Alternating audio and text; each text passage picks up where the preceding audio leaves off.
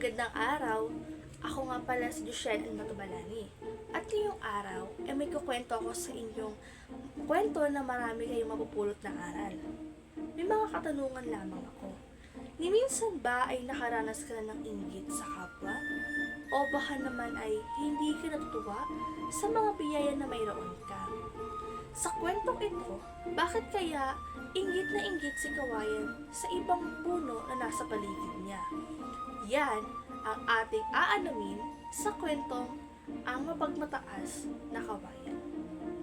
Noong unang panahon, ang puno ng kawayan ay hindi yumuyuko. Mayabang ito at laging taas noo. Ipinagmamalaki nito ang makinis na katawan. Berteng-berte ang kawayan at sariwang-sariwa ang kulay nito, lalo na kapag nasisikatan ito ng araw. Pero mainggitin ang kawayan. Lagi naiinis siya kung hindi pinahahalagahan. Kapag nalalaunan siya ng ibang puno at halaman, ay nagtatanim siya ng galit. Masama siyang mapahiya, sapagkat tumatawag siya ng kaibigang handang maghiganti upang maiangat lang ang narumihan niyang pangalan. May isang pagkakataon na paraan ng ilang kabataan sa kagubatan. Nagpalinga-linga sila nang makitang wala namang isang bunga ang kawayan. Nilayuan nila ito. Nilapitan nila ang puno ng bayabas at santol. Tuwang-tuwa sila sa pamimitas ng mga bunga. Inilapag nila sa damuhan ang dilaw na santol at berdeng-berdeng mga bayabas. Nilapitan nila ang puno ng makopa at kaimito. Namitas sila ng bunga. Matatamis at pulang-pula ang makopa at hinog na hinog naman ang kaimitong kulay lila. Tuwang-tuwa ang mga kabataan habang ang mga prutas ay pinagsasaluhan nila. Inggit na inggit naman si kawayan. Wala siyang bungang maibamigay.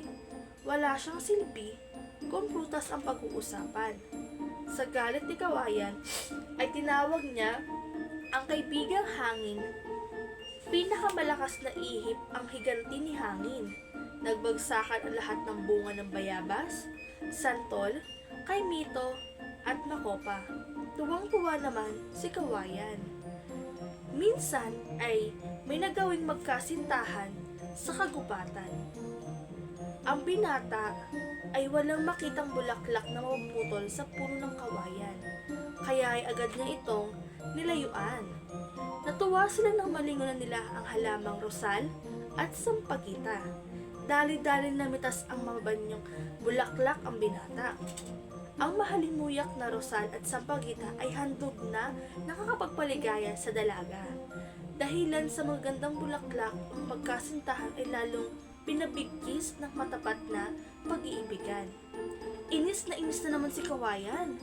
Wala siya ni kahit isang bulaklak na may alay. Sa pagkapahiya sa sarili, tinawag niya ang kaibigang ulan. Sunod-sunuran naman si ulan upang mahipaghiganti ang kawayan. Pinalakas nito ang mga patak niya. Nasira ang tangkay ng magandang bulaklak ni Rosal at Sampagita, at palihim namang napangiti si kawayan. Isang tanghali ay may dalawang matandang hapo sa paglalakad. Upang magpahinga, naghanap si Lolo Guillermo at Lola Jovita ng punong may malalabay na sanga. Hindi man lang nila napansin ang sanga ng kawayan, pagkat makikitid ang mga dahon nito. Natuwa sila nang matanawan nila ang puno ng banaba. Talagang malalapat ang mga dahon nito, na talagang pwede mong silungan kung ikaw ay may initan sa sikat ng araw. Napansin ito at nakasimangot ang kawayan. Nang makaalis na si Lolo Jovita at Lolo Guillermo, ay tinawag ni kawayan ang kaibigang tagak. Ipinaghiganti ng mga tagak ang inggit na kawayan sa pamamagitan ng pagpital ng lahat ng dahon ng banaba.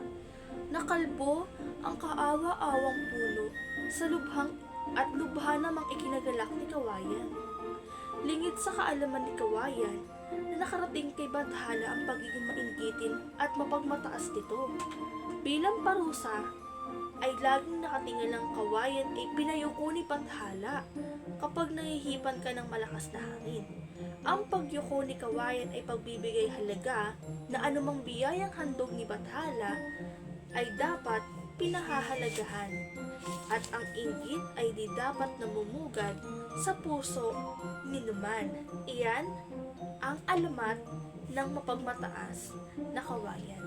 Naway sa ating binasang kwento ay mayroon kayo napulot na aral na dapat na kung ano ang meron tayo ay ating pinahahalagahan at huwag mainggit sa bagay na meron ang sinuman. At muli, ito ang alamat ng mapagmataas na kawayan. Maraming salamat!